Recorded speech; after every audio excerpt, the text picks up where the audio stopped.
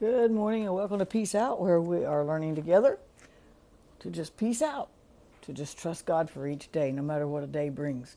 That's really what I'm talking about today, because I've had a lot of practice this week. And I did pretty good at it most of yesterday until yesterday evening. Maybe it was because I got tired. Who knows? I had a little more trouble bringing that anxiety down a little bit. But isn't that what it's all about? We just learn to trust God. Every day, we have so many things that come in a day.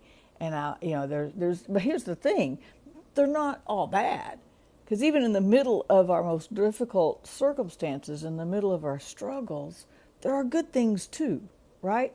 My highlights are, just losing a real dear friend over the weekend, and just trying to come to grips with this. She's just gone. She was there, and then she's gone. And it's a very hard thing. But in the middle of dealing with that, the books are taking off in Pakistan, and even this week's book of the week, 21 Days, is being translated into Urdu. I believe this is the sixth book we've published in Urdu in Pakistan and distributed. The leadership book is actually at the printer this will be 1,500 copies that we'll have printed. That'll just blow your mind. So, at the same time that there's some really hard things going on, some really good things going on too. And it's sometimes the emotional seesaw there can just kind of wear you out, right? And you kind of, like this morning, I just kind of woke up in a funk. I was like, oh, my brain's just a little bit fried, right? So there's always good things and bad things. And that's just the journey. That's what makes life interesting, really. If I went on a hike and it was flat, and it was all the same tree, all the same flowers, it would probably be pretty, but it wouldn't be very interesting. The challenges are what makes the hike so awesome. I get to the top of the hill, yeah, I won. And I get back to the car alive, yeah, I won. Right? And so it's those challenges, the differences, the ups, the downs, the turns, the oh my goodness, where am I now, that makes life's journey interesting. But it still causes you sometimes to just kind of wake up like I did this morning with just kind of a funk, just kind of I don't even know right now. Right? That's kind of where I was. And so I found myself in a familiar psalm. It wasn't Psalm 31, but that is really familiar. Actually, it was in Psalm 37. I was reading the first few verses, and I was like, oh, this is really good. And then I thought, well, let's just read the whole psalm. So I read the whole psalm, and I found this at the end in verse 37, I think it is, 39. In verse 39, it says, of Psalm 37, it says, the Lord saves the godly. He is their fortress in times of trouble. Now, it does not say that God saved the godly from trouble. He didn't say that he didn't allow bad things to happen. He just said, when you're in trouble, he will be there for us. He will be our fortress, right? He doesn't keep bad things from happening. But we know we know difficult things are going to happen. We know there's going to be good days and bad days and hard times and easy times, right? And so during those times, he keeps us.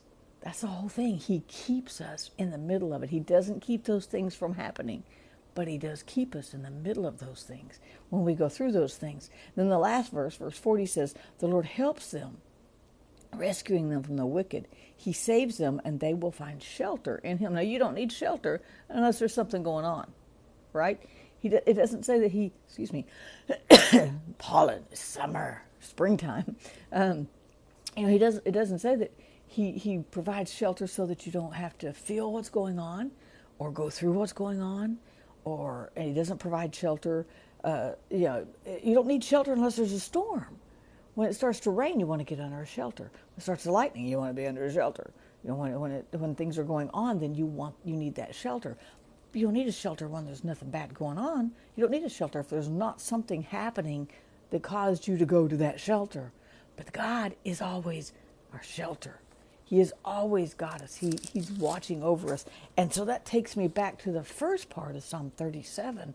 And that's why I called today's video Actions and Reactions, because we have some actions too. See, if God provides a shelter and we don't run to it, we don't get the benefit.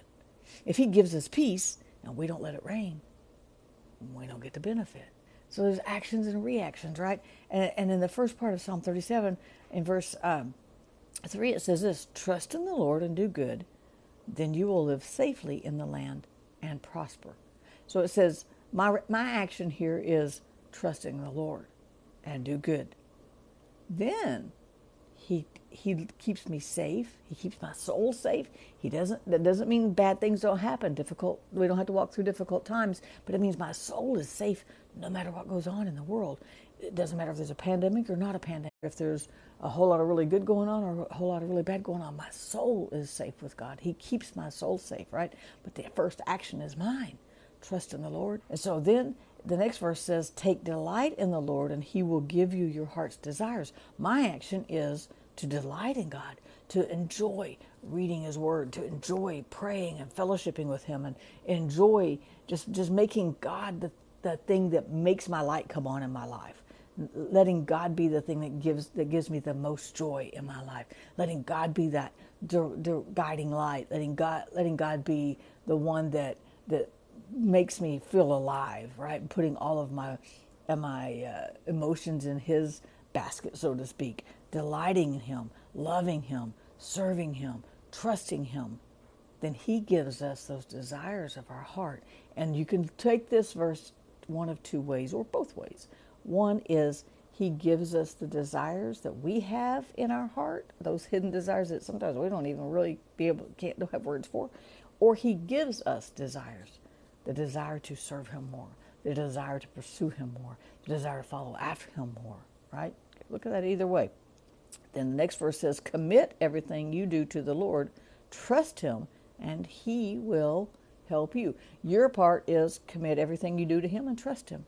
When you do that part, he helps you. He guides you. So there's this action and reaction. I'm trusting him, he's helping me. I'm trusting him, he's guiding me. I'm trusting him, I'm committing everything I do to him, everything I do. Then in verse 7, it says, be still in the presence of the Lord and wait patiently for him to act. So our next action is just to be still. Even if we don't see him doing anything, it doesn't mean he's not.